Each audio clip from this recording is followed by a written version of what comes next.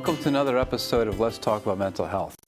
I'm Nels Kloster. I'm an addiction psychiatrist and I work in Southern Vermont. And I'm Robert Stack. I'm a licensed alcohol and drug counselor. And as a reminder, for questions and comments, we have a Facebook site and an email address.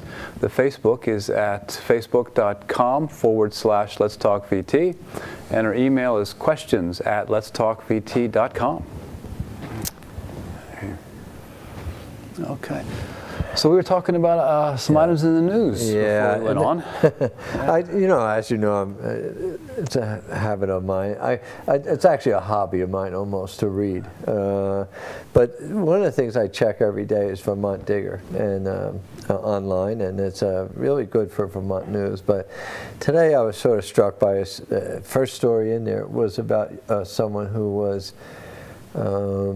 He was talking about being in a hole, trying to get out of a hole, and he had opiate addiction, and he had a criminal life, and he was talking about his attempt to get better. And, the reason, and I've heard some, in my 29 years working in the hospital, I've heard lots of stories and lots of sad stories, but there was something about this reading it now, I had grandkids over the house the other day, and again yesterday, Christmas, and we're talking about presents and everything. So this man, here was his hope, and his hope was to reunite with his son and to find a home and to get a job and to avoid slipping back into active addiction. And he talked about, he was getting buprenorphine. I think it was in Barry. Mm-hmm. I'm pretty sure. And he was talking about, every day he walks around.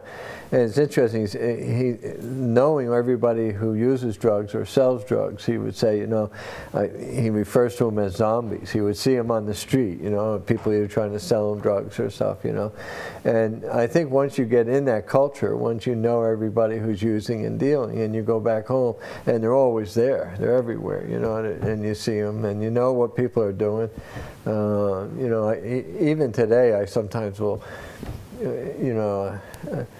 you'll witness a drug deal going down, or you'll know what's going on by looking at what's going on. But I was just struck, anyway, I'd taken a long time to introduce this, but I was really struck by this man's desire to sort of have a normal life. And, he realized at this point, when you're a kid and, you start off, and he talked about growing up with alcoholism in the family and everything, and, getting in trouble young, and that's what you think everything is. You think that's what life is all about. And then you think, it's about getting high. It's about doing drugs. It's about dealing. It's about having money, cars, women, all those things. Invariably, at least for most folks that I know, it goes wrong. At some point you get caught. If you break the law every single day, probability sort of takes over. And here he was at this point, and I understand the title. There's this old thing about if you're in a hole, stop digging. You know what I mean? Like, don't keep using. But his question was, how do I get out of the hole? And now I was thinking about that. Some of us take the holidays for granted, family and friends and everything, and yet for some people, and it's not always a joyous occasion, and sometimes it's really something that makes you realize how much you've lost, or maybe how much you don't have. Yes, in a way, rather than, all of us feel some kind of stress trying to produce a holiday that's worthy of, say, a Hallmark card or expectations around this. But for many people, it's actually a crisis point, right? Because when happy and stuff is so accented all around us, and we realize we're not happy, we can't afford stuff, we're living in poverty, then that's just really kind of in our face that we're not doing that well. Right. And I hesitate to, I'll just share very quickly, a long time, 35 years ago, I was in a VA hospital, and one of the saddest things I've ever done was to wake up in the morning and they bring you your tray, your breakfast tray, and it had a little cup, and in the cup they have your Christmas candy, and they have a little Santa. And in the hallway, they're playing not real Christmas songs, but things that sort of sound like Christmas songs. You know what I mean? Like that Muzak, whatever they call it, you know. And it was really, it was probably one of the worst moments of my life. I mean, it was sort of, and I often think about that, you know, that when I was in the VA hospital, there were some guys and their nameplates were screwed onto the doors in brass. They weren't going anywhere. They weren't going anywhere at all. A good friend of mine, John Christensen, his wife Clarissa, she there's a story about them, and they talked about you know, he asked her out or something to that effect, and she said, well, first I have to go on the ward and say hi to the soldiers. This was after World War II. So it's just, you know, doing this thing here, you just come to appreciate, you know, as much as you celebrate and you think about, you know, the holidays and giving gifts, and, you know, for some people these holidays are really, and almost like you can ignore your where you are, you know, and October becomes November, and November, you know, but there's no getting around Christmas. There's no getting around the whole expectations culturally, whatever it might be, and you know. Yeah, a lot of people say, you know, just treat it as another day. Yeah. Right. And I think that in a way that's just sort of fooling ourselves, because if we live in the U.S. or most of the world, when we look around us, there's no way you can pretend it's just another day. I think it's sort of a defense mechanism, you know what I mean? It's a sort of a way of struggling. You know, I worked in the local Bridget's Kitchen, you know, where we gave meals to people, free meals 3 times a week, 4 times a week, hot meals. And you know, you have to sort of figure this out. You have to, you know, sort of balance it between it's just another day, which we all know it's not just another day. And on the other hand, not allow it to be so full of self-recriminations, or, you know, so, you know, there used to be this idea that expectations are the birth of disappointments, you know, and it's fine, you know, when you're a kid to go down and look at the bottom and see what presents you have or you don't have or something. But I think sometimes as adults, you know, if you don't have certain things in your life, if you don't have family in your life, if you don't have someone to share it with, I think it's really difficult, and you would.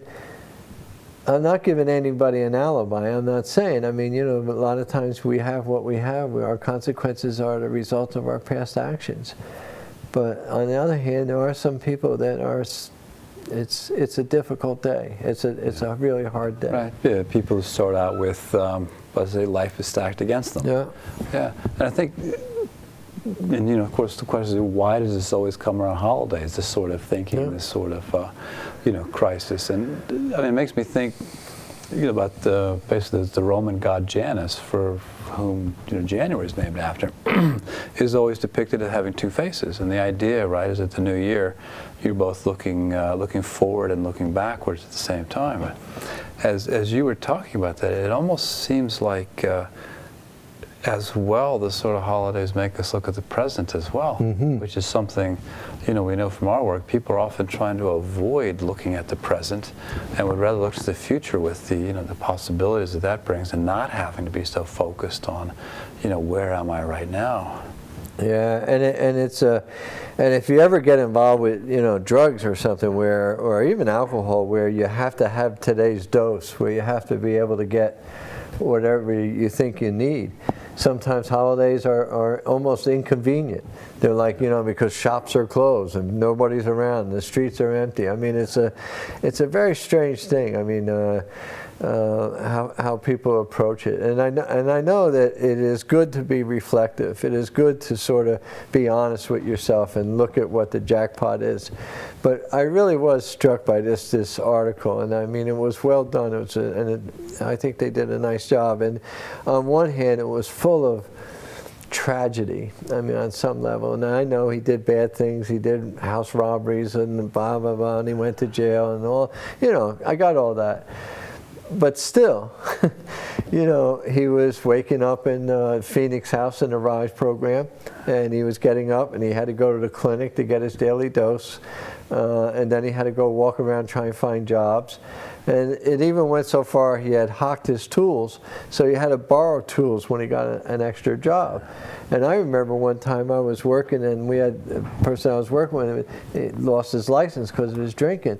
And we had to go do some work, and we were doing some carpets and stuff, and we had to try and find a bus or something to get to the job. I mean, it's embarrassing. You know, can't do that in Vermont. Yeah, you can't. There's it's really, and of course what you end up doing is breaking the law. I mean, that. And again, I'm not advocating that, but so I just want to say that. I mean, you know, when we think about the holidays and we think about the celebration, it is well, it's a religious, and I hope, you know, for many folks they get to celebrate it, and they celebrate it within their own religion. It's a holiday that many people associate with families and gift giving, and you know. And like you're saying, in some ways being reflective of the year, looking forward to the new year, if you will, coming. But I wanted to use, especially this program, since we talk about mental health and addiction, you know, that for some of our folks, and for lots of different reasons, it's difficult for them. It's not an easy time. And I'll even say that for the families. And I say this, you know, I can't testify to this, but for many years I was away from my birth family. And never really rejoined with them. And you know, I bet it wasn't easy for my mother, knowing that I was sort of lost in space, and you know, there was no way to reach me and no way to find me or anything. So, you know, so it isn't just about the alcoholic or the addict, but, you know, when you have loved ones who are in jail, or when you have loved ones that are in treatment centers or halfway houses, even homeless shelters, you know, they're somebody's brother, they're somebody's sister, they're somebody's father even, you know, and you know, when I hear people say sometimes they're living in the overflow shelter, you know, it sounds like the dam, you know, when the water runs over, it's the you know, and it just means that there's no room in the inn, there's no room at Morningside, and I know that they were afraid when the church was sold that they were going to close that overflow shelter, but it's still open, they're still available. But I just can't help thinking about it, and I wanted to say something to that effect. And if we were talking about this before the show, maybe you can say some more about it. But we were talking about the stages of change, developmental. I meant the developmental stages, and it's as if in different places in your life. Because of where you are, I guess that's the thing, where you are is how you look at things. And, you know, when I was in the service and we had Christmas in Hawaii, you know, and you know, I was going to the PX and there was roast turkey in the mess hall and lots of drinking and drugs, and I don't know, it didn't bother me. I didn't care, you know what I mean? I really didn't. It was like, who cares, you know? I'm in the service and I'm a long way from home, and that's that. And there's been other things like that in my life where I felt that way, but you know, things change. I mean, you get to a point, you look at life and you sort of wonder, gee, something went wrong here. Yeah. And I think you know, we're talking about today is really more about people who are struggling as opposed to people who are enjoying the holidays. Yeah. I suppose if you're enjoying the holidays, you know, be grateful and you know, good for it. But it sounds like it's all about expectations, doesn't it? And when we talk about developmental stages, I think that's what I've found working with people I've worked with, is quite often these sort of things we call crisis. I mean, we're kind of calling the holidays here a crisis of a type for people who aren't doing well. You know, hitting 30, 40, 50, you know, these are all sort of crises that come about. And there's one theory about our development really terms these as being a crisis each stage that we go through. I mean, the model that I've really liked the most is by a psychologist named Erik Erikson and his stages of development. And the idea is that we're always changing. We're certainly not the same person we were 10 years ago or 20 years ago. And the development is more than just as a child learning how to walk or learn how to crawl, you know, learning how to talk, on those things. And you know, I mean, pretty much we're talking here sort of, let's talk about adult stages of development that we go through.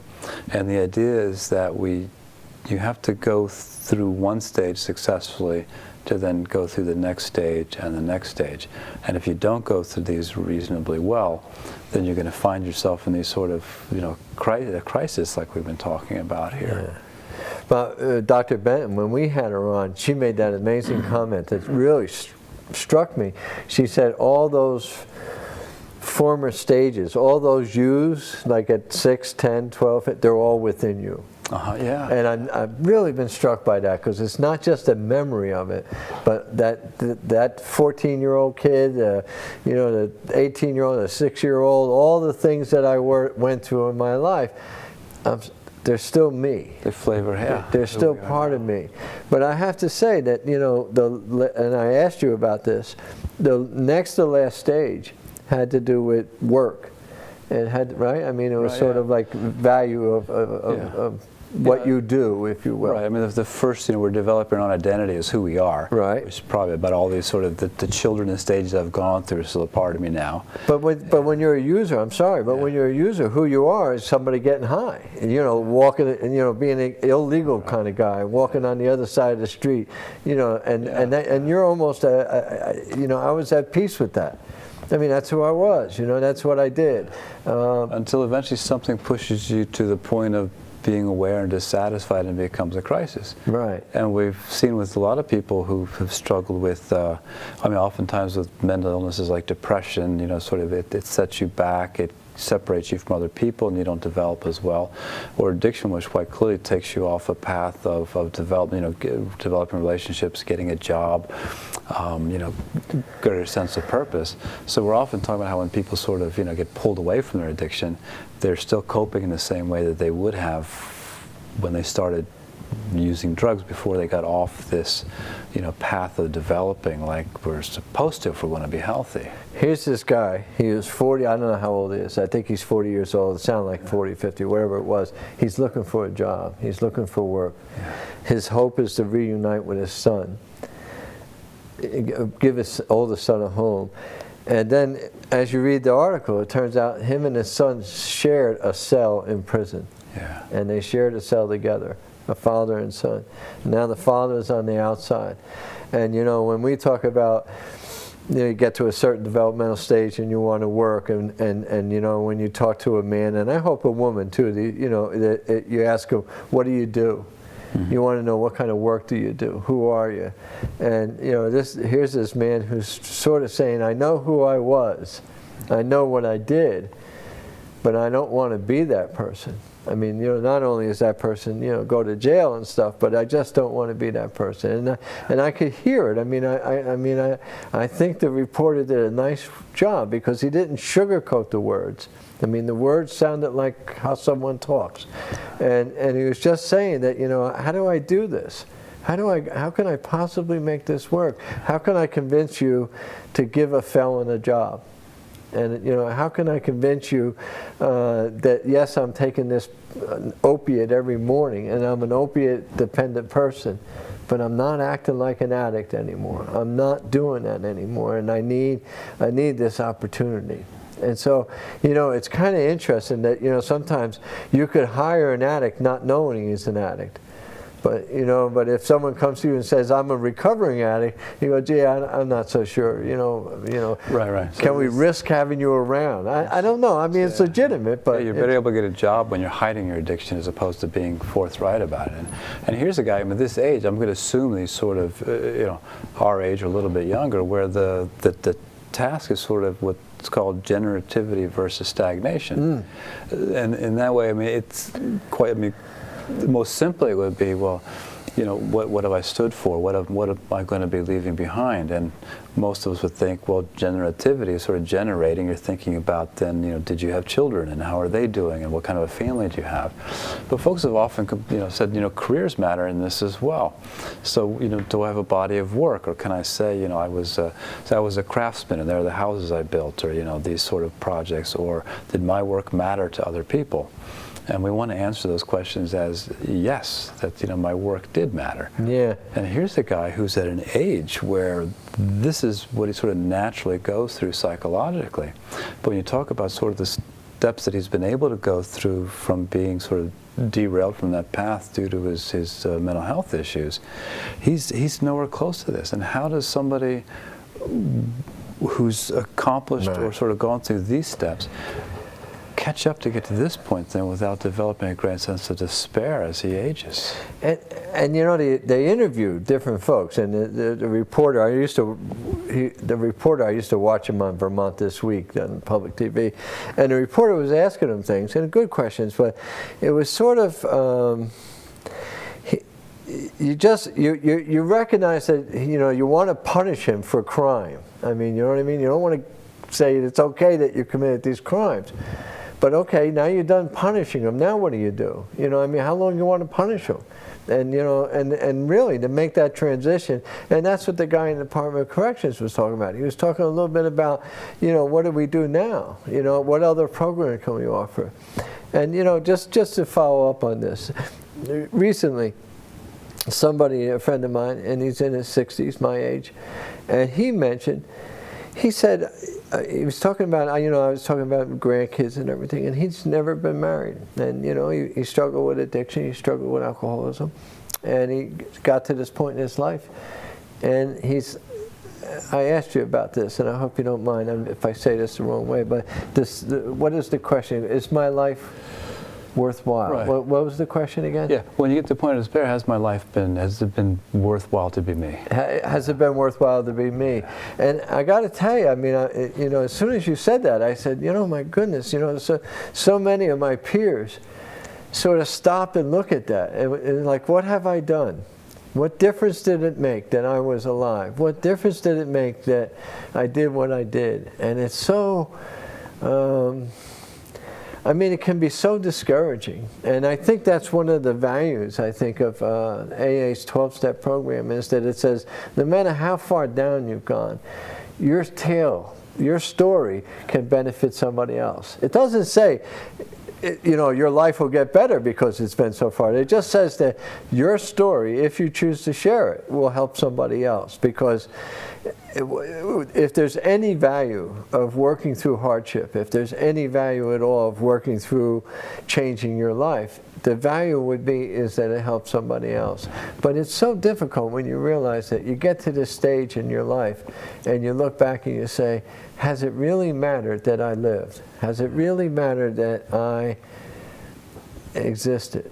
What have I done of value? And boy, you just hope you can answer that question. I mean, and so in a way, and I mean, putting ourselves in the spot, we didn't actually plan this, but one of our viewers says something to the effect of, interesting to have us talk about these things, but how about suggesting what I might do?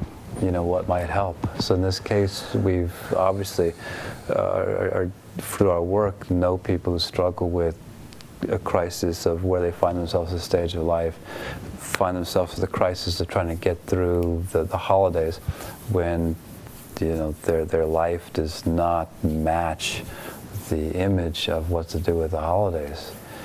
What do we suggest for these people to get through these things? And obviously, I believe in helping others, and like I said, just got done saying, I think that's a big deal. If you could somehow take what was given to you and what was part of your life and maybe use it to help someone else or change somebody else. And I think that's what he was saying when he's saying, I want to give my son a home.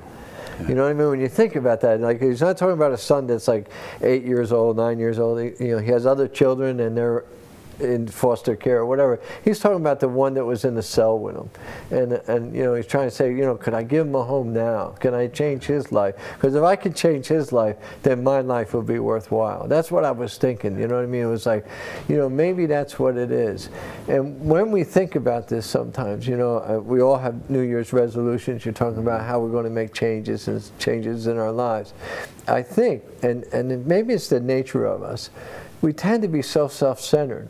We often think of making changes about how we're going to change. Mm-hmm. You know what I mean? And we're usually not very successful with that. But the idea is, but I think more now that it really should be, what can I change in my relationships with others? Because ultimately, I think that's what's going to count. How can I be a better father? How can I be a better partner in life? How can I be a good citizen? And I mean that. I mean, it's the only thing I can think about is that, in that idea of like, is my life worth living? Even somebody who's, maybe, I don't know if this is true, maybe even people who are successful in life. But the question is, and I mentioned this with David Brooks, he talked about, that there's the resume when you're looking for a job, here's all the great things that I've done, and I got people that give you letters to tell you how good I am. And there's the one that they talk about you when you die, and they'll end up talking about what a good person you were. Mm-hmm. And recently somebody died that I saw in the paper who everybody wanted to talk about how his smile made other people's lives better. Right. How he reached out and was important to other people. Yeah. You know what I mean? And so it's sort of like that idea. And I just... So in other words, you're saying is it doesn't have to be what you do, but really it's who we are. It's what other people would say about us. Right, and who you are in relation to others. You know what I mean? It's not even like, well, I'm a I was talking about Maslow, self-actualization.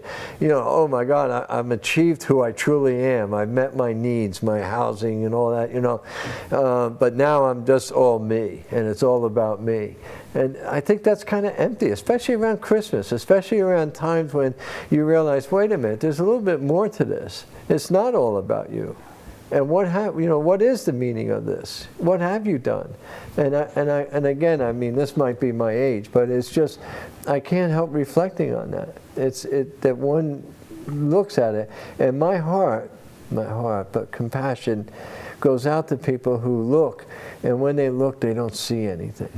I mean, they don't, and that's why I believe so much in recovery. Is this idea that as you develop recovery, as you get better, you have something of worthwhile. You have something that you've done that is not only worthwhile for you but for others. So I guess that's my idea, and I don't know who listens to this show or who hears this show, but if you know somebody in a hospital, if you know somebody that's struggling in recovery, if you know somebody that's trying to make a change in their lives, I don't know, if there's a way to reach out to them, say hello to them, give them a helping hand. Yeah, and I think one thing too, as we're talking about these things, hopefully maybe a realization of these sort of phenomena, the fact that I feel this way because, and maybe developing an action plan. I mean, for example, around Christmas time, rather than sort of accepting what is considered to be the way to do Christmas, what does it mean to me? What do I want to do? What do I want to set up to give it some of its own meaning? Right? What could be your own traditions, your own approach that might give us satisfaction, as opposed to just sort of giving in to what's the status quo, and maybe developing a plan in these other areas of life too. This gentleman has said he just wanted to find a home. So what are the steps to get there? Mm-hmm. You have to find a job. You have to do this. You have to do that. And when I found that when I develop a very specific plan, then I find that just the idea of developing that plan makes me start to feel better about my situation.